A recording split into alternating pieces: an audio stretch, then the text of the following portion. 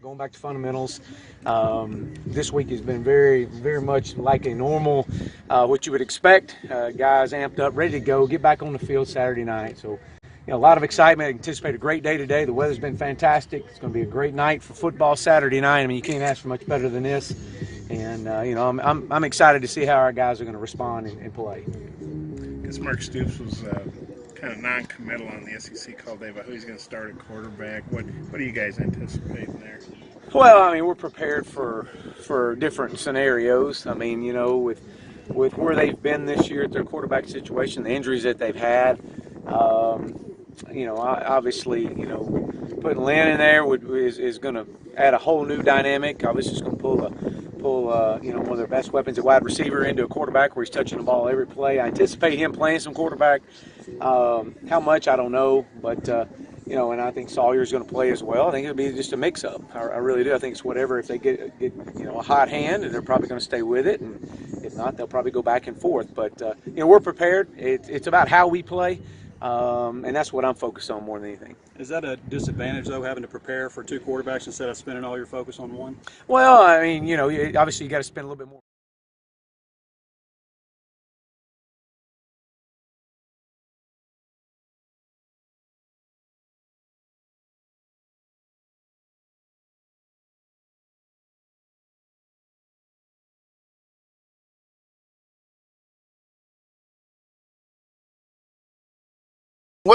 Just how they're feeling in preparation for this big East versus West matchup. And then we're going to take a trip down to the Plains and catch up with Jordan Campbell of Fox Sports Shows, FM 97.9.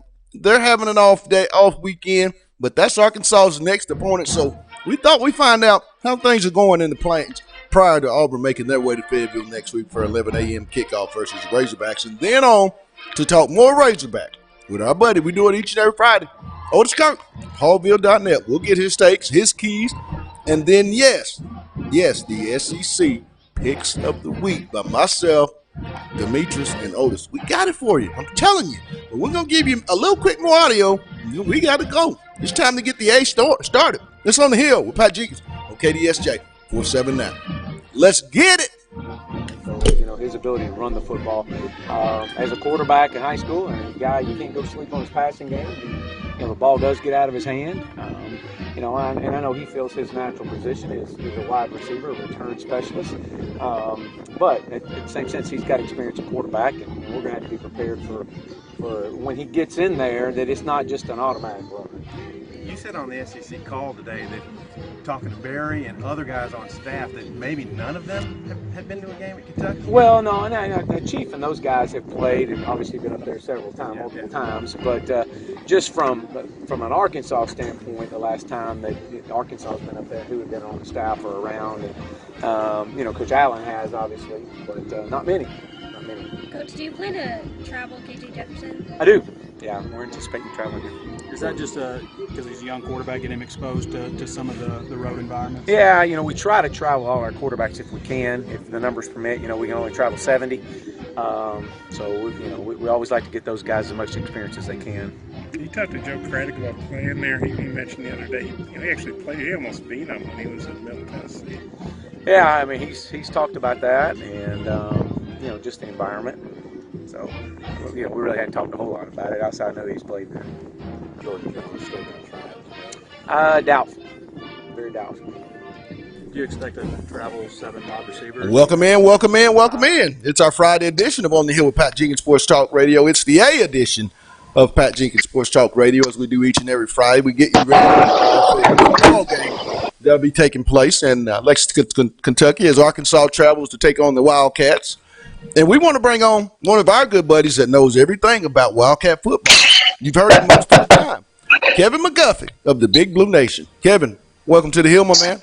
Thank you, Bob. It's always good to talk to you, and especially we actually have the Cats and the Hogs playing. I think it's the first time since 2012, right? Yeah, absolutely. That they've met. Isn't it just weird, Kevin, since Arkansas and Kentucky have been in the SEC together, this is just the 8th time that those two teams have gotten together on the football field to play a little football. I mean, that's crazy. That's why I'm one of the big proponents, Kevin, that we need to play a 9-team conference slate, and get more of these rivalry games, these cross conference rivalries going. But tomorrow it's a big one. But I want to first touch base on Kevin about a very important, very emotional topic there at tomorrow night's game. Jared Lorenzen will be honored during that game. Talk about the impact that he was able to have on that football program, and then talk about how much emotional carryover to tomorrow night's game you think that's going to have. Oh, definitely. It's going to be a really, it's going to be a special night. It's going to be a bittersweet, kind of a bittersweet evening. If you think about it, Lorenzen, one of the most beloved, and not only one of the best players in Kentucky football history, one of the most beloved. He, just everything, obviously all the things about him, being such a big guy, but his agility and abilities were just so amazing. You and I were talking before we came on that it's 2000. The reason they picked this game was because of the game back in 2003, which Right. I was lucky enough to be. My wife and I ever at that game, and the 7 overtime game, and it was one of the most amazing. Obviously the best game, probably one of the best games I've ever seen, and because of that, Lorenzen scored the touchdowns and the fourth, fifth, and sixth overtimes. We were actually, in addition to our writing for Last Word on College Football, my day job at work at the NBC affiliate here in Lexington, Kentucky, and we were actually going through the highlights today. I was helping our sports department for a story they're going to do tonight, and we were just sitting there watching the overtimes again. It was just that game was just so surreal, so amazing. But I said he just left such a mark on this program. And he did a lot of things, to help the program. Right. After he graduated, of course, he went on to the New York Giants, won a Super Bowl, got a Super Bowl ring there, backing up Eli Manning. He was doing a lot of stuff for TV and radio here, and then unfortunately, his weight issues and everything just caught up with him, and he died back in July. Right. But it will be, I said, they're going to honor him tomorrow night. Originally, Terry Wilson was going to wear like his jersey, and I think they had some special cleats that they had made for him that somebody had made that he was going to wear with Wilson out for the season. I have not heard, unless something has been announced today, if somebody else is going to take up that mantle. It could be somebody like Lynn Bowden. I don't know. Like I said, if that's been announced, I have not heard it, but it's just going to be a special. Like I said, it's bittersweet evening remembering Lorenzen, for everything that he meant to this program. Speaking on that, I want to elaborate more on that quarterback spot because it's so ironic. They are, going to be honoring one of the great quarterbacks in that program, but still yet, let's come back into the quarterback that'll be taking that first snap tomorrow. Who will that be for Coach Stoops? Has the decision been made? I know Lynn Bowden was recruited to play quarterback at Kentucky, switched 2 years ago when Michael Smith came in and they signed Wilson to be a wide receiver. Now back to quarterback. Who's going to be taking the first snaps? And the second part of that question, do you anticipate that Bowden will play a little quarterback in tomorrow night's ball game? I think he will. The coaches have said all week, unless they're just trying to, pull the wool over everybody's eyes, that Sawyer Smith will be the guy when the game starts tomorrow night. He's been, obviously, I think the last time you and I talked was before the Florida game, and Kentucky's fortunes have definitely, they've really struggled these last few weeks. Right. Smith's been banged up. He's had like shoulder injuries, different injuries. He took pretty much the entire week off last week. The bye honestly couldn't have come for Kentucky at a better time. They say he feels good. I think that he'll, I believe the coaching staff. They say he's going to come out there and he'll be the starter. But I would not be surprised at all to see Bowden line up in the Wildcat. That's how the one touchdown Kentucky scored against South Carolina was Bowden. In that fourth quarter, lining up in the Wildcat. Right. Preventing the first. I think it was the first shutout. Would have been the first shutout since like 2012. I think Smith comes out there, but I would not be surprised to see Bowden. And if something happens to Smith, if he gets injured again or is ineffective, they also have Walker Wood, who's the backup. He's a local player here from Lexington Lafayette High School. They brought him out there the last 2 weeks, and then to run the offense, and then they pulled him before he ever got to take a snap. So I say Smith starts it, but do not be surprised. And I think we had a clip yesterday, I think, from Coach Morris saying, I would be, Lynn Bowden, we'll expect to see him all over the field, and I think that's what's going to happen. I think you will see him running the Wildcat some.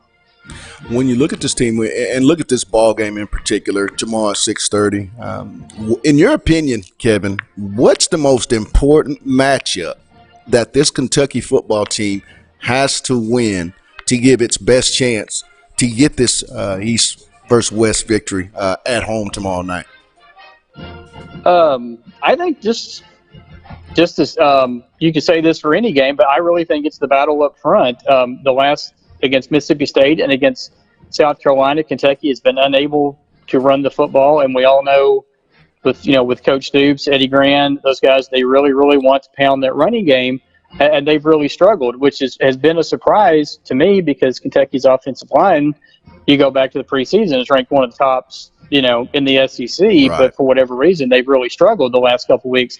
I expect them behind A.J. Rose and Cavassier Smoke, both of those guys, I really expect them to come out and try to establish the running game and try to take some of that pressure off of Sawyer Smith, or Bowden, whoever is out there. But I think the offensive, the battle up front, and you could say the same, on the other side of the ball. I know, with Boyd, I know Arkansas wants to try to run the ball, right. But then, you guys have some really good receivers, and you got, O'Grady there at tight end. So I really think, not to sound like a cliche, but I think really the battle up front is going to be the deciding factor.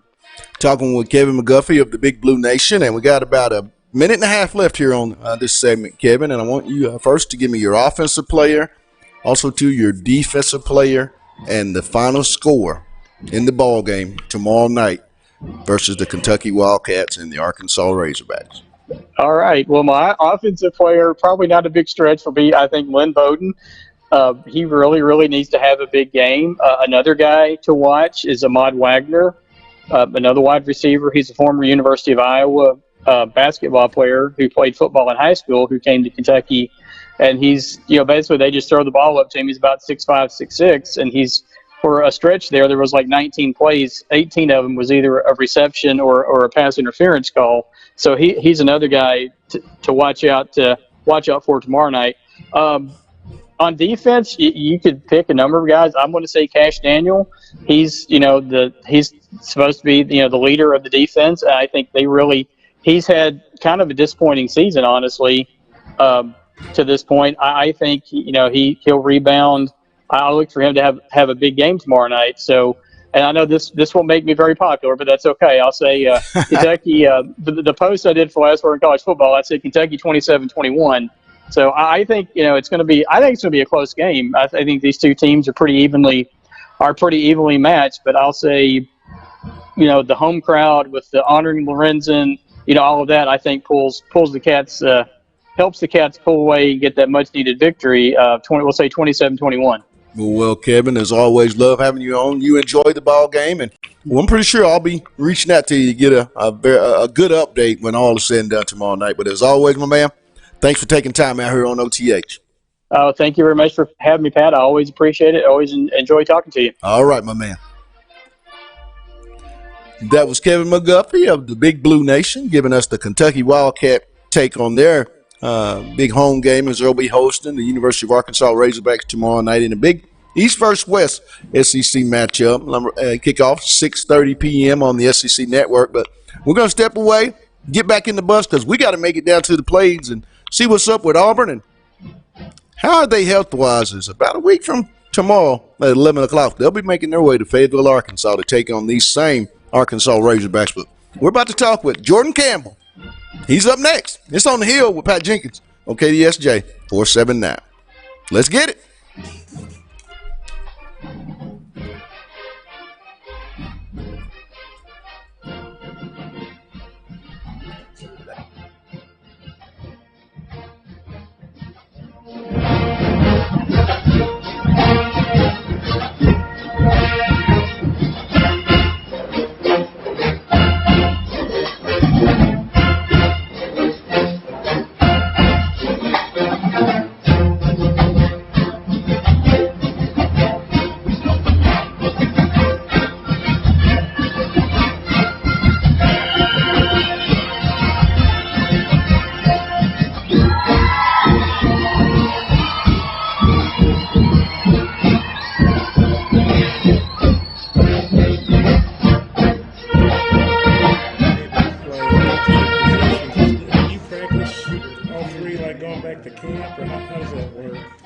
Coach always been big on us about learning like concepts instead of just like your position. So learning the concept kind of like makes the whole offense easier. So I'm able to switch positions at any given time and like know what I'm doing too. So You like one better than the other?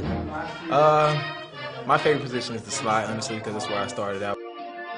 But I mean, anywhere I'm needed is where I want to play. So if I get on the field, I don't care. How challenging is that? Because a lot of guys probably can't do that.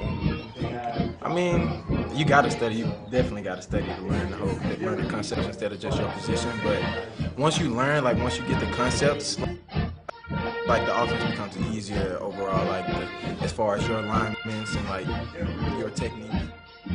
Welcome back. It's on the Hill with Pat Jenkins Sports Talk Radio. It's our A edition, but real quick, we want to give a shout out to our sponsors, as this would not be possible without you all. Lindsay and Associates, with an office location in Fayetteville and office location also too in Rogers. Locomotion is located just below the Northwest Arkansas Mall in Fayetteville. Corey Beck's Custom Painting. Needed to look good, commercial, residential, anything. He did our studio, and I'm telling you people, you will not be disappointed. Call Corey Beck's Custom Painting. And lastly, KDK's Chicken, located at 989 Razorback Road. Go down and see Keith and Kathy and get you a plate of that love. And like they say, it's not your mama's best chicken in the South, but we headed out. We like to go around the caravan SDA, but we'd like to get everybody ready, with the goings-ons in the SEC. And there's a program that's taking an off week, but we'll talk even more about them next week as they'll be making their way to Fayetteville, Arkansas to take on the Razorbacks. So we thought we'd head down to the Plains, and you know it, you get it, it's Auburn. So we thought we're going to catch up with Jordan Campbell. Jordan, welcome to OTH, my man. What's going on, brother? How are you doing? Doing really, really good. The temperature, what I want to ask you is, how's everything going in the Plains? I know they lost a big one last weekend in the Swamp to the Florida Gators. Gus Malzahn. When the season started, Jordan, let's all be honest, each and every week seems like hot seat talk in the SEC. It always starts to point toward the Plains. But what is the temperature in this off week? Did it come at the right time for the Tigers?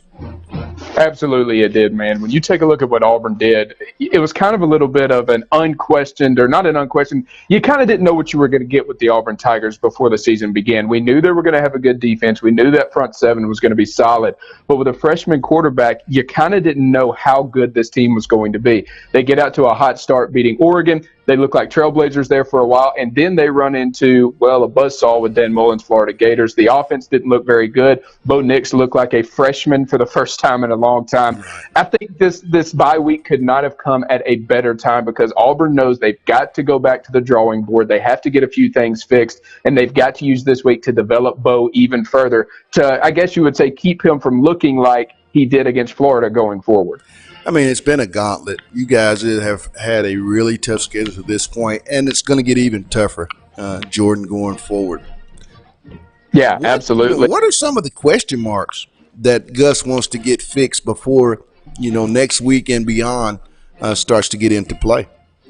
Well, I think the biggest question mark right now is actually not Bo Nix. It's really the running game. The running game has done a good job. They're up to 19th nationally in rushing yards per game. But with the loss of Boobie Whitlow, you've kind of got to figure out who is your main guy now. Is it going to be Cam Martin? Is it going to be Sean Shivers? The offensive line needs to play a little bit better as well. Now, granted, Florida does have a good defense. They're really good up front with Zuniga and a lot of those guys. But I think they've got to figure out what they want to do in terms of running the football without Boobie Whitlow. Who's going to step up and take the production that was left by him? And, of course, on the defensive side of the football, you've got to get some things ironed out in that secondary. We knew that was going to be Auburn's weak point. It's sort of been Auburn's weak point for a couple of seasons under Kevin Steele. They've got to get Igbenogany and some of these other guys to come along. Talking with Jordan Campbell of Fox Sports Shows, FM 97.9, covering all Auburn Tigers. He's going to be the new Auburn beat for us here on OTH. But I want to get even more in depth with that defense. In your opinion, have they been on the field and logged entirely too many reps to this point? And if so, when do you think it's really, really going to take an effect as this season wears on, in your opinion, Jordan? Well, honestly, I do think they've been on the field too much at times this year. At times, Auburn's offense has looked really good. They've controlled the time of possession. They've ran the football, ran the clock down, and given their defense some time to rest. But at other times, especially against a team like Florida, they just couldn't do that. Their offense never really got going in any significant way, so that defense was on the field. They got tired. and they did a really good job. If you go back to the Florida matchup, they did a really good job of spreading their receivers out, getting a linebacker on their primary or secondary receiver, and Trask did a good job of hitting him. You saw Britt out there at times. You saw other guys out there at times. And Florida did a good job of scheming where you've got a good receiver on a linebacker, and they would just beat them down the field, and Auburn never really made that adjustment. And I think that is going to affect Auburn's defense going forward. They've got to figure out, all right, we've got to make some changes. We need to go to the nickel look a little bit more, whatever it may be. But you're exactly right. The offense has to do a better job against elite defenses, which Florida has. They've got to do a better job of controlling the ball, getting first downs, moving the clock, moving the chains, and get back to moving the ball on the ground so that their defense can get a break. Those big guys up front do a great job, but you know as well as I do, if you're on the field for 15 plays in a row, at some point you're going to break. You can't bend forever. Health-wise, Jordan, during this off week, who are some of the injured players, that were banged up that are, possibly going to be back, and who are some that maybe won't be around come game time next week? Has there been a health report given out by Gus and that staff? Yeah, so Jatarvius Whitlow, this is a young man who has sort of been the banner carrier for the running backs for the past couple seasons. He is out 4 to 6 weeks. He had surgery to correct a knee injury that he sustained against Florida. They're saying that he could be back mid-November, so it's not a major knee injury. But Jatarvius Whitlow to this point has really been the biggest loss for this team because he is their workhorse.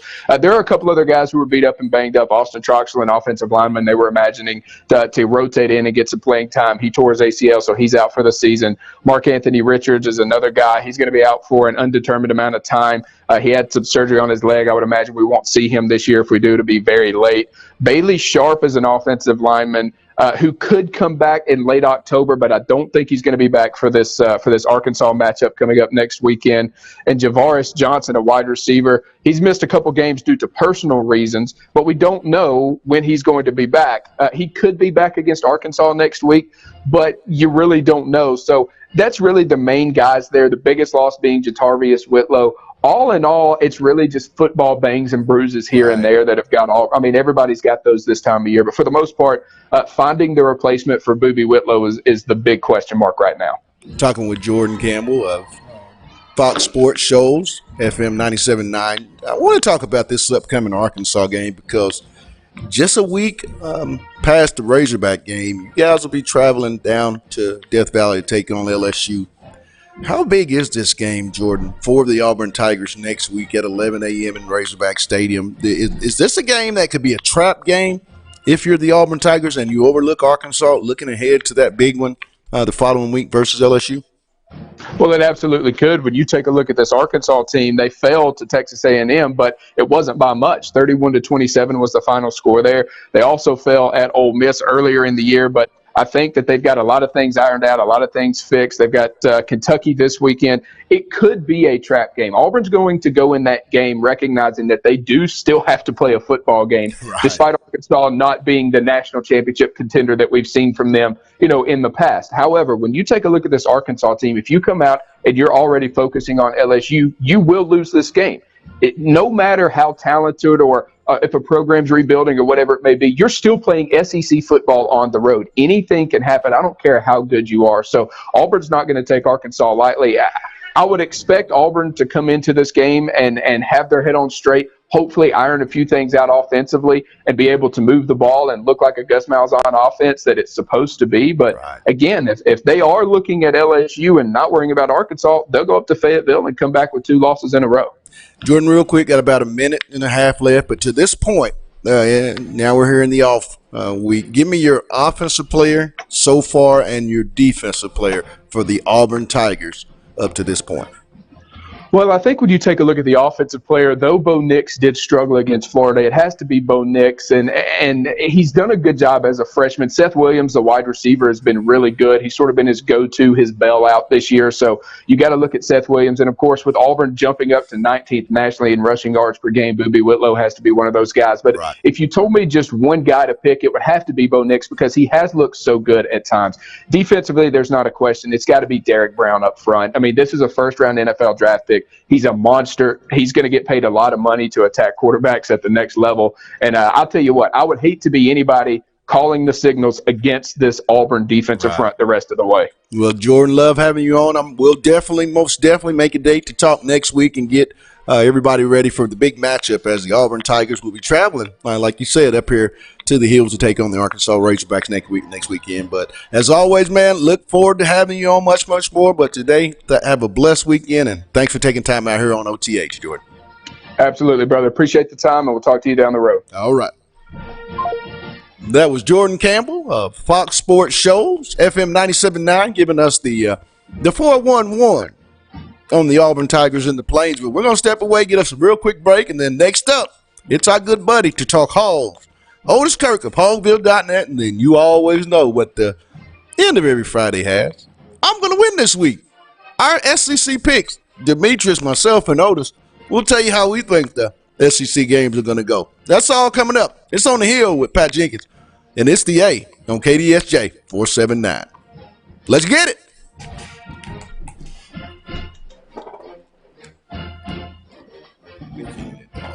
A lot better. Got all my strength back. Throwing the football around, feeling good out there. So we didn't talk to you after the game. I haven't, I guess, since, but so it just kind of went weak to you, or what happened? Did your coaches also tell you biggest takeaway from that play would probably just be, don't throw it to the other team. We can talk about tackling all we want. I shouldn't be having to make a tackle. I shouldn't be making that mistake. And that's on me. That's me, making a bad play worse, in my opinion. And that's just, something that I got to get better at, and something that we've been stressing this whole week. Coaches have been stressing, and they've been on me. And, I'm my hardest critic. And so I'm not going to let them be any harder on me than I am on myself. And so I know that's on me. Was that pass intended for Rakeem? Yes. Is it tough as a quarterback to not try to make those plays? No, Not try to make the plays offensively. Yeah. You practice one way the whole week, always getting it. Always getting the look, always getting the guys blocked to where we have Rakeem running wide open, and it's a little shovel pass.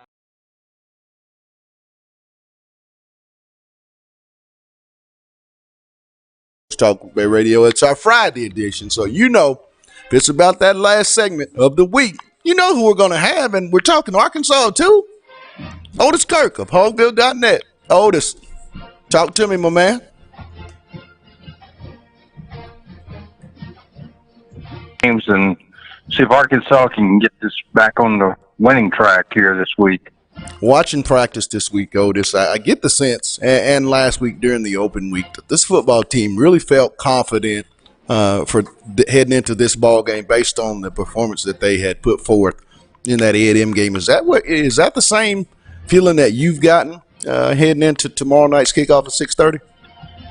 Yeah, I feel like they feel good about how they played against A&M, and they feel confident that if they can duplicate that, obviously, Kentucky's not as good as A&M.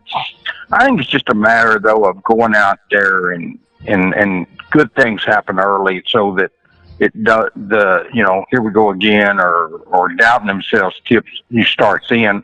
They played much better from the get-go against A&M, and I think it's important that they do the same this week. Now, I just don't think they can dig themselves a hole like they have some of the games. You don't want to do that.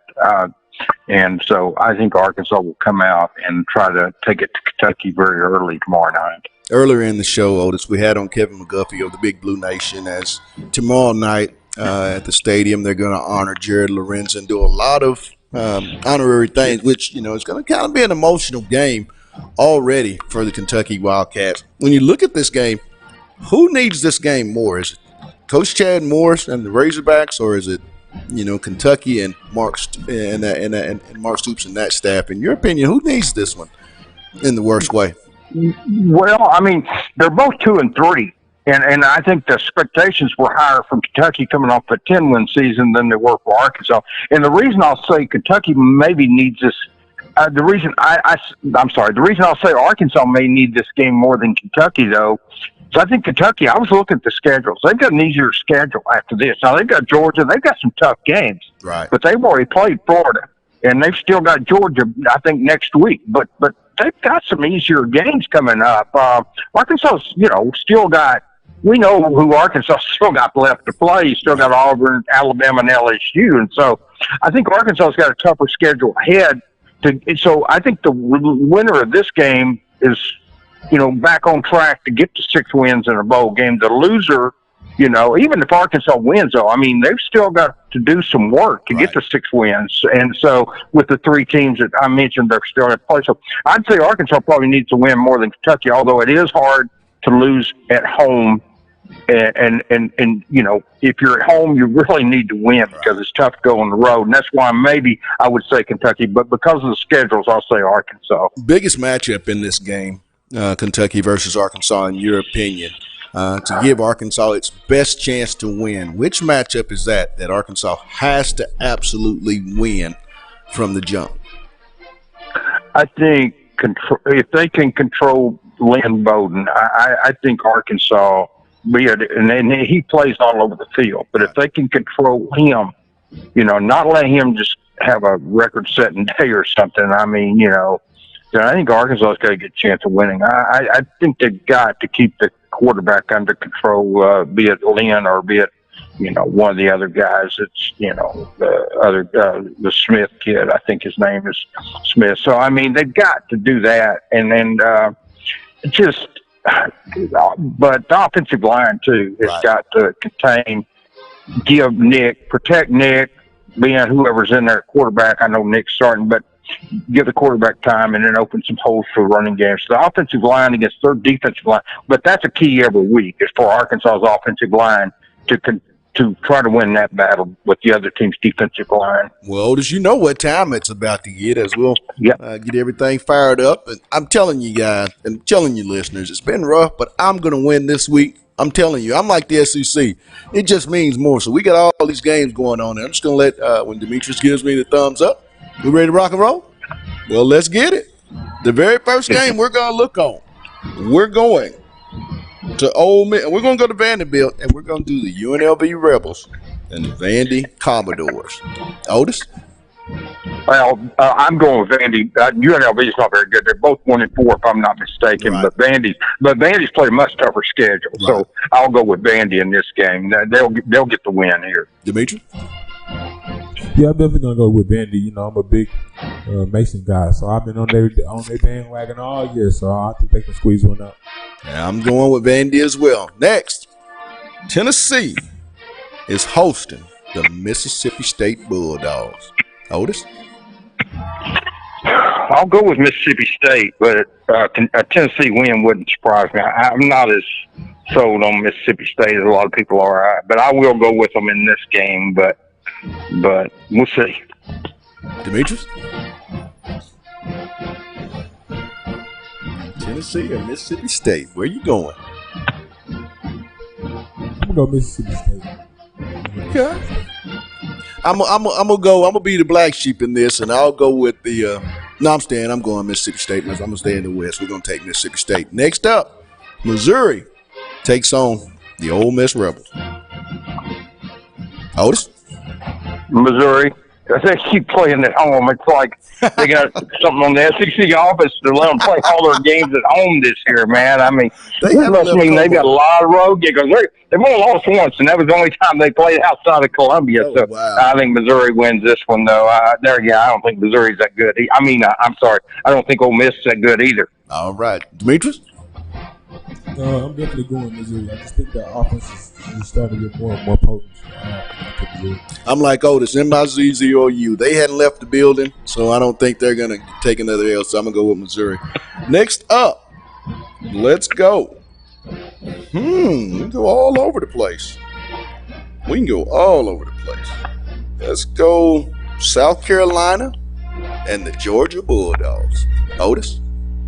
Georgia. Demetrius? Oh, definitely. The Bulldogs going in there with a mission. I think they have to get back on that track to, making it out of the East. So.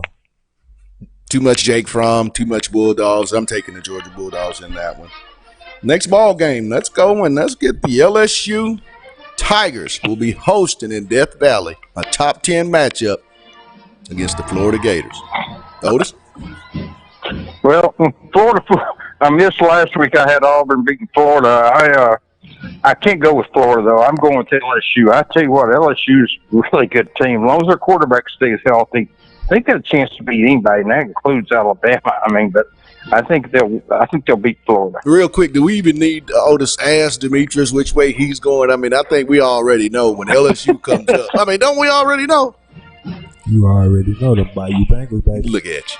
I'm gonna take LSU. I think Joe Burrow, that offense, those receivers. Yeah. I mean, this is something that they've not had in their offensive system for quite some time. So I'm gonna go with I'm gonna go in the Bayou. I'm gonna take the Bengals. Next up, we got a big one. That's a huge one. The number 1 ranked team in the country, the Alabama Crimson Tide, travels to C-Stat to take on the Texas A&M Aggies and Jimbo Fisher. Otis?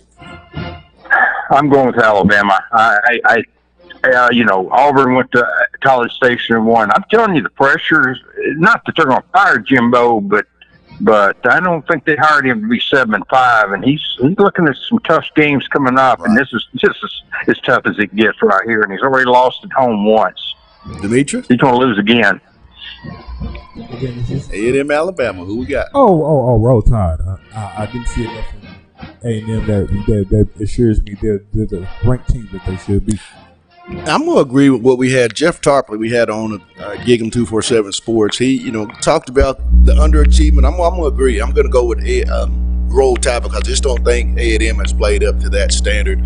At least the talent and the performance, they're just not matching up right now in year 2 under Jimbo Fisher. So they'll lose at home. I'm going to take the Alabama Crimson Tide. And finally, our game of the week, 6:30 p.m. at Lexington, Kentucky, the Kentucky Wildcats and the Arkansas Razorbacks. Otis, your offensive player, defensive player, and your final score. I'm going to go with Trey Knox for offense. I'm going to go. I'll go with Dijon. Scoot on defense, I guess. Final score, just don't let Kentucky in with 31 because the 3 teams that beat Arkansas have all exactly scored 31 points each. They give up 34 to Colorado State, but Arkansas won that game. Right. They just can't give up 31. So I'll go Arkansas. I'll go Arkansas 31, Kentucky 24. Demetrius? For offense, I think the running game is going to have to do something tomorrow. So I'm going to say one of the running backs, and of course, probably Rakim, because they're probably going to have him as the future starter. Defense, man, I want to say Scooter too, because I talked about yesterday how it's up to the defensive line to really contain him. But I'm gonna go with somebody on that defensive line up the middle. So I'm gonna go. I hope Sosa again has a coming. And final score? Score, man. I don't know. I kind of feel like it's gonna be a shootout. I don't know why, but I feel like Arkansas has troubles with dual threat quarterbacks. I think this receiver playing quarterback is going to give him a house and stuff. I don't know. I got Arkansas winning. All right. Well, I'm going to go Traylon Burks as my offensive player. I'm going to go with a name that I think a guy that is long overdue, but kind of like the success he's having in his 5th year senior year. Defensive end Jamario Bell. I think number 86 is going to make some very, very big time momentum and game changing plays tomorrow. And with him being a senior, it's going to be good to see. And then my final score, I'm going to go with Arkansas 34-21 over the Kentucky Wildcats in a very emotional game. But I think Arkansas and Coach Chad Morris, they get their very first one of the season. I think with a fairly healthy wide receiver core, I think that matchup is the biggest matchup in the ball game, and I think Arkansas is going to win it. But Otis, hey man, thanks for coming on. We're going to talk next week, and I'm going to see you multiple times next week as we continue to cover this thing that we call the Arkansas Razorback program. But as always, Lamont, have a blessed weekend, and thanks for taking time out here on OTH. Okay, thanks for having me on. Appreciate it. Well, that was Otis Kirk of hogville.net, and that's going to wrap up today's A segment here on OTH. Want to give a shout out and a thank you to our guest, Kevin McGuffey of the Big Blue Nation, Jordan Campbell of Fox Sports Shows, FM 97.9, and our good buddy and hogville.net's Otis Kirk. all that, I want to give a shout out to our sponsors, Lindsay and Associates, with an office location in Rogers, an office location also too in Fayetteville. Locomotion, located just below Northwest Arkansas Mall. Corey Beck's Custom Painting, and lastly, our newest one and best one I'm real fond of, KDK's Chicken, 989 Razorback Road. Go see Keith and Kathy. Get you a plate of that love. And like they say, it's not your mama's. For my producer, Demetrius Johnson, and also, too, want to make a note. The Fayetteville Bulldogs will be taking on the Van Buren Pointers tonight from Blake Moorfield and Van Buren. Myself, as well as Jared Fraley, will be on the call on FM on Red Dirt Radio 106.1. We'll be on with the pregame show for those that want to tune in and catch the Purple Dog broadcast. Pregame show airs at 6:30 with kickoff at 7. You can catch all that, but until Monday, we'll be back with the recap of Arkansas, Kentucky, and much, much, much more Razorback talk. It's On the Hill with Pat Jenkins, and it's been the A. You guys have a blessed one, and let's get it.